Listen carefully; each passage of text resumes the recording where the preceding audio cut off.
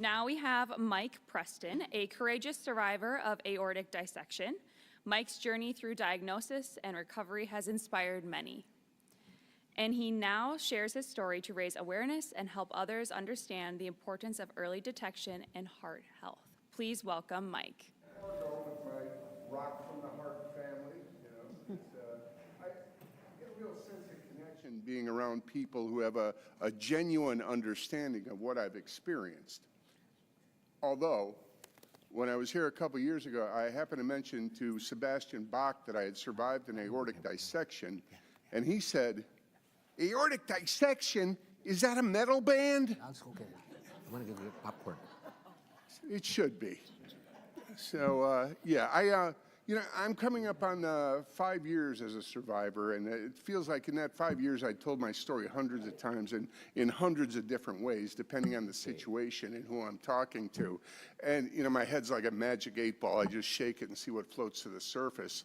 But these days, when I reminisce about what I went through, it tends to center on making plans and having those plans interrupted. So that's basically the approach I've adopted in telling my story. So one of my favorite quotes is from that great American philosopher, Mike Tyson. And he said, "Everyone has a plan until they get punched in the face." And I think when COVID hit back in 2020, a lot of us felt like we'd been punched in the face. And the thing to do when you get knocked down is to get back up again and make a new plan. So my new plan involved riding out the pandemic, catching up on my Netflix shows, and just going back to work again when it was all over. It's a pretty good plan, but then life punched me in the face again. On May 20th of 2020, I was sitting home minding my own business when I suddenly experienced what felt like an electric shock go from my jaw to my chest, and my heart began pounding out of control. I was drenched in sweat, and I couldn't catch my breath to save my life. And I remember thinking, I can't wait to share this with an audience. So here we are.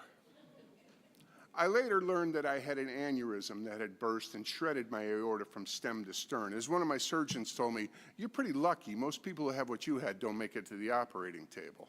But I did make it to the table, where a team of surgeons operated on me for 12 hours. Then I spent 5 days on a ventilator. Then they woke me up again, and it was time to make a new plan. I still intended to catch up on my Netflix shows and eventually go back to work again, but first I had to throw in learning how to walk all over again. So it was 2 weeks in the hospital, another 2 weeks at a physical rehab center, and then back home to get started on the new plan. And it was going well. I was able to get rid of the walker within a couple of weeks, felt like I was getting a little stronger every day, and there was a light at the end of the tunnel. Then I got punched in the face again. At the end of September, after a week of what I thought was an intense sinus infection, the headache got so bad that I finally went to the emergency room, where they ran a series of tests and a CAT scan and informed me that I had suffered a stroke. The doctor even came in with that black and white x-ray picture of my brain and pointed out things that I pretended to understand. You know how they do that with the whole, see, the dark gray area is supposed to be like the light gray area over there. Obviously, I was thinking the same thing. And it looks like there's a storm front moving in over Cleveland, too. But the bottom line is, I dodged a major bullet, and once again, I had all these medical professionals telling me how lucky I was. To be perfectly honest, I was getting a little tired of being so damn lucky all the time. I'd rather be one of those poor bastards who didn't have a stroke. But you play the hand you're dealt. So it was another week in the hospital and then back home to make a new plan. Only this time, going back to work again was off the table. The cumulative effects of my health issues had left me with a major deficit in my stamina and a little hitch in my giddy-up. So now planning became more challenging, as in, what the hell am I going to do? I can't do all these things I used to do, but I'm still here, so I got to do something. I feel like I'm in the bonus round of life. I have a special bond with food that's past its expiration date. We are kindred spirits, and we're here for a reason. So what's the plan? Another one of my favorite quotes is from Winston Churchill, and he said, "When you're going through hell, keep going." And that basically became the plan, just keep going. I found that I'm more content when I feel like I'm being useful. So every day I scrape together what's left of me and I try to do something with it. I just keep going.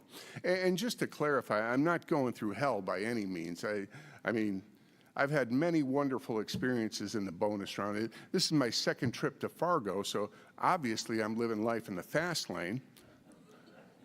But I do have certain limitations and continual reminders that life is indeed a gift and not a guarantee. These days when I go in to see my doctors, I can't shake the feeling that they're looking at me like I'm an old car they restored and they can't believe this thing is still running. But there's always something that needs a little tweaking.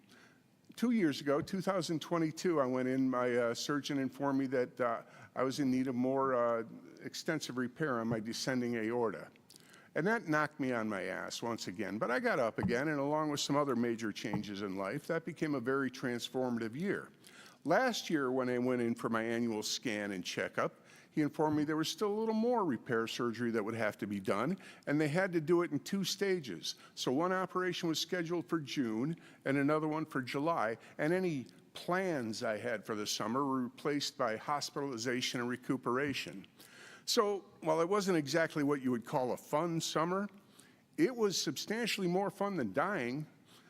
This year when I went in, he said there's still a little residual leaking from the original dissection. We're going to have to do an outpatient surgery on that in a couple of weeks. So yeah, the constant maintenance gets a little tiresome, but I'm so glad that there are people who are competent and caring enough to monitor my situation and take actions to correct it, rather than relying on me to stay on top of things. That would be a disaster. When I think about those surgeons who operated on me for 12 hours, I'm so grateful they have a better work ethic than I do. If I can't fix something in 20 minutes, I just throw it out. But these guys just kept going.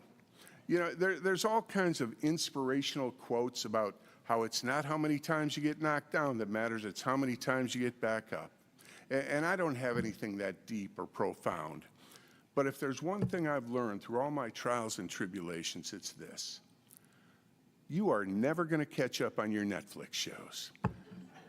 They just keep making new ones. It's like getting punched in the face, and apparently it's part of the plan, so just keep going. Thank you. Thank you, Mike. Thank you for being a part of the Rock from the Heart community and for joining us today. Your presence and engagement make a huge difference in raising awareness and building a stronger support network for those affected by aortic and heart valve disease. Thank you so much for attending today.